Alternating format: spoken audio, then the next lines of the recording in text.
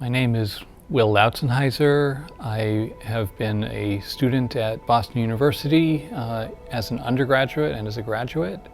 I also taught there. In the summer of 2011, I accepted a job at the Montana State University School for Film and Photography.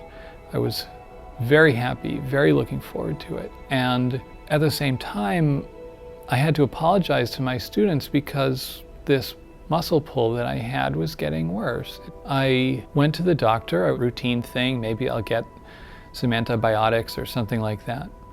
Well, the doctor there said, it doesn't really sound like a muscle pull. I'll check you into the hospital and we'll figure out what's going on here. And I have very little memory of the rest of that day, almost none.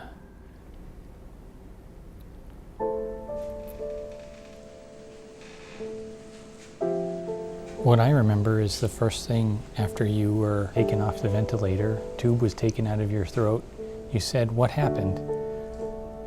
And I said, "Well, it's complicated, but you had a bacterial infection, group A strep, and it hit you hard." And we said, "Well,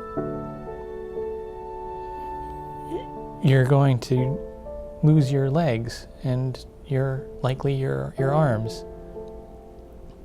I knew you'd had organ damage. Your lungs were full of fluid. If you go into cardiac arrest, should we take measures to revive you? And yes and yes and yes. We said yes. I said yes.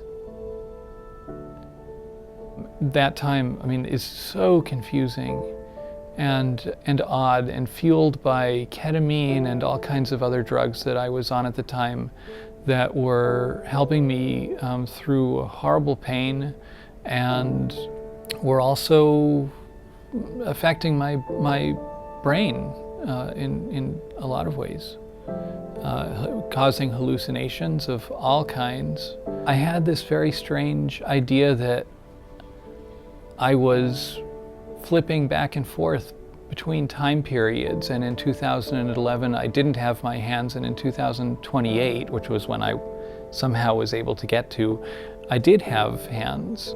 And I chose 2011, even though it was harder, but because that was reality. I just said, I want to live, I want to live, I want to live, I want to live, I want to live. And there didn't seem to be any other choice after that had to be made. Once that basic fundamental decision was made, I want to live, then everything followed. I was relieved when you woke up that you first said, "I want to live. I don't want to fight reality. If this is reality and this is the choice we need to make, we'll do it."